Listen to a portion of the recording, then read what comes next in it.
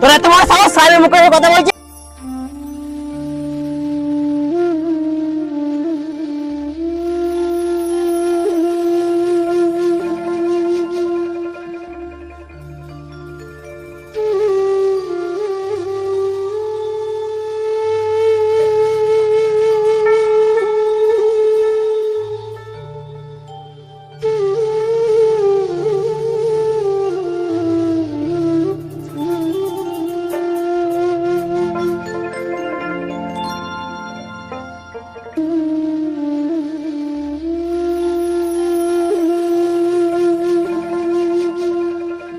বাবা ক্ষুদিরাম আসলি বাবা? হ্যাঁ মাসি এলাম। যাও বাবা পাহাড়টা ধুয়ে আসো, আমি ভাত বাড়ছি খেয়ে নেবে। ঠিক আছে মাসি।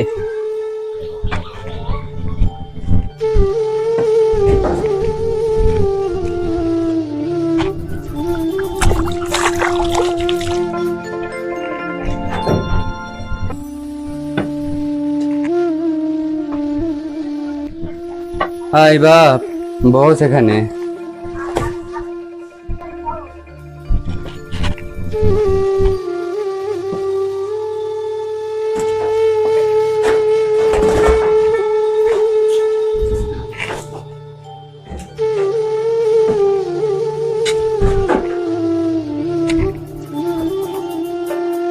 নে বাপ খেয়ে নে।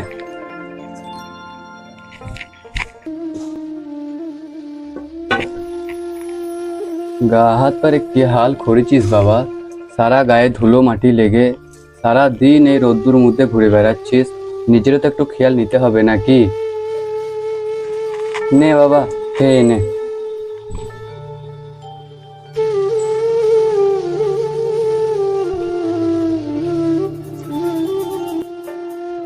ঠিক আছে মাসি, আমি খেলতে যাচ্ছি।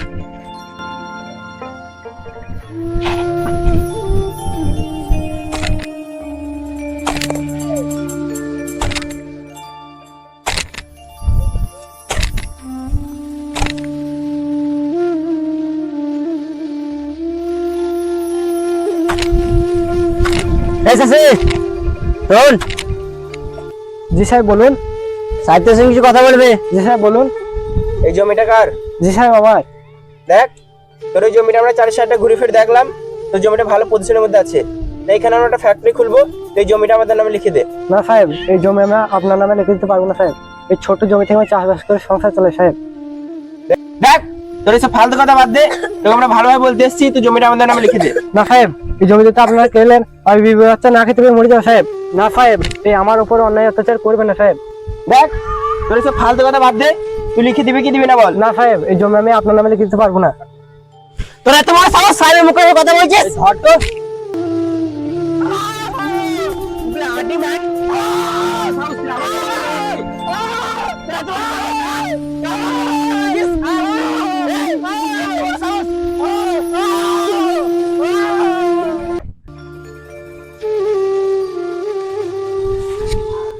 মাসি মাসি হ্যাঁ বলো বাবা।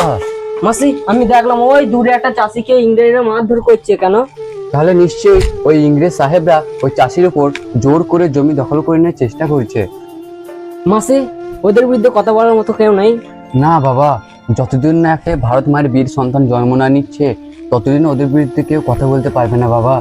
মাসি, আমিও বলছি বীর সন্তান, আমি ওদের বিরুদ্ধে কথা বলবো। না বাবা, তুমি তো এখন অনেক ছোট, এখন তুমি অত উত্তেজিত হও না বাবা। খুদি, এ খুদি, বাড়িতে আছিস নাকি? খেলা করতে যাবি না? হ্যাঁ দাঁড়া, আসছি। বাবা তুই দুপুর বেলায় কোথায় যাচ্ছিস বাবা? মাসি, খেলতে যাচ্ছি। না বাবা, তুই দুপুরে খেলতে যাস না।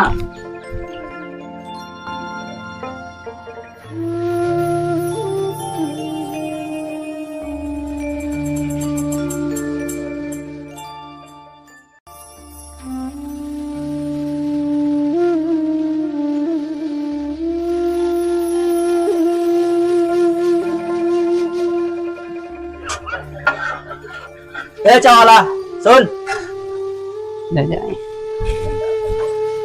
জি সাহেব বলুন। সাহেবদের সঙ্গে কিছু কথা বলবে? জি সাহেব বলুন। এই চায়ের দোকানটা কার? জি সাহেব আমার। তুই যেখানে চায়ের দোকানটা করেছিস, কার পারমিশন নিয়ে চায়ের দোকান করেছিস? কারো পারমিশন নিইনি সাহেব, আমার জায়গা, সেই জন্য আমি দোকান করেছি। দেখ, তোর জায়গা বলে তুই এখানে ব্যবসা চালাতে পারবি না। তুই যদি ব্যবসা চালাতে যাস আমাদের একটা নির্দিষ্ট পরিমাণে খাজনা দিতে হবে। খাজনা কোথায় পাবো সাহেব? গরিব মানুষ, এই ছোট্ট দোকান থেকে আমার সামান্য কিছু টাকা ইনকাম হয়। তোর এই ফালতু কথা বাদ দে। তুই যদি খাজনা না দিতে পারিস তোর এই দোকান আমরা ভেঙে চুরমার করে দেবো। না সাহেব, এমন করবেন না। এই দোকান ভেঙে দিলে আমি আমার পরিবার না খেতে পেয়ে মারা যাবো সাহেব, এমন করবেন না সাহেব। তুই খাজনা দিবি কি দিবি না বল? না সাহেব, আমি খাজনা দিতে পারবো না সাহেব। তোরা তোমার স্মার্ট সাহেব মুখে কথা বলছিস?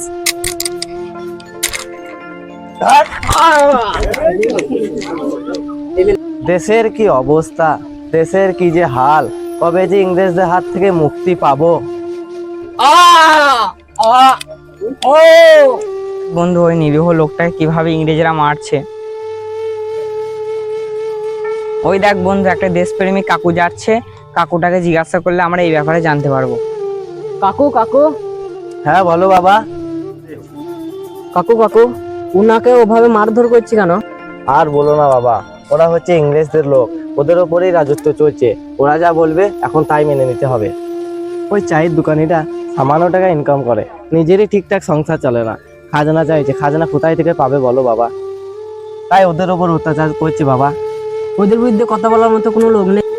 না বাবা, যতদিন না একটা ভারত মায়ের বীর সন্তান জন্ম নিচ্ছে ততদিন ওদের বিরুদ্ধে কথা বলার লোক নাই বাপ। আমি অবশ্যই বীর সন্তান, আমি ওদের বিরুদ্ধে লড়বো। না বাপ, তুমি এখন ছোট, বেশি উত্তেজিত হয়েও না বাপ। না কাকু, আপনি শুধু বলেন এই দেশের জন্য আমাকে কি করতে হবে, কি করলে আমি এই দেশ রক্ষা করতে পারবো। দরকার আমি দেশের জন্য জীবন তো রাজি আছি।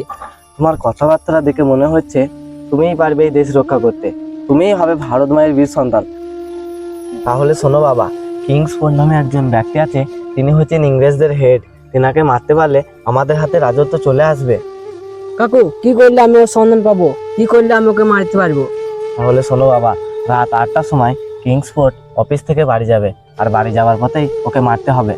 ঠিক আছে কাকু, তাহলে রাত 8টার সময় ওকে ডেকে নিও। তোমার সঙ্গে আমিও যাব। ঠিক আছে কাকু, তাহলে আজ আসছি। ঠিক আছে।